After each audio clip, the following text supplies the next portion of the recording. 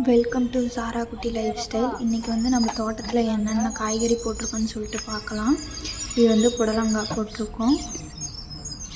ஒரு 5-6 காய்கறி இருக்குதுன்னு நினைக்கிறேன் நம்ம தோட்டத்தில்.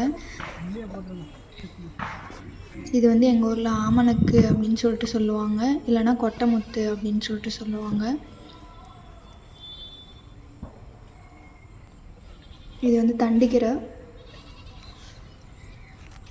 பருப்பு போட்டு கடைஞ்சா சூப்பராக இருக்கும். தக்காளி செடி போட்டிருக்கோம். இது வந்து கத்திரிக்காய் செடி.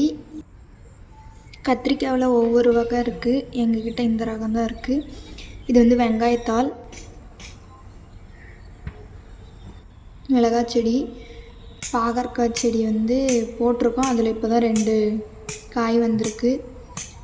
அதுக்கப்புறம் குட்டியாக மிளகாய் செடி அங்கங்கே வச்சுருக்கோம். இது ஃபுல்லாகவே புளிச்சக்கீரை செடி தான். எங்கள் ஊரில் இதுக்கு பேர் வந்து புளிச்சக்கீரைன்னு சொல்லுவாங்க. ஒவ்வொரு ஊர்லேயும் ஒவ்வொன்று சொல்லுவாங்க.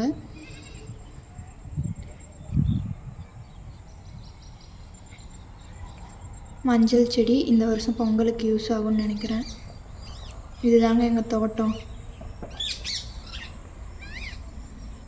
எங்கள் வீட்டுக்கு தேவையான காய்கறி எங்கள் தோட்டத்துலேயே நாங்கள் விளைவிச்சுக்குவோம். இது தாங்க எங்கள் தோட்டம். எப்போவுமே இது இயற்கையாக தான் இருக்கும். நாங்கள் எந்த ஒரு மருந்தும் தெளிக்கவும் மாட்டோம்.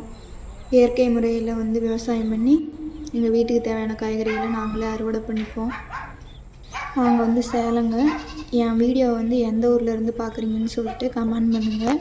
எனக்கு சப்போர்ட் பண்ணுங்கள். தேங்க்ஸ் ஃபார் வாட்சிங்.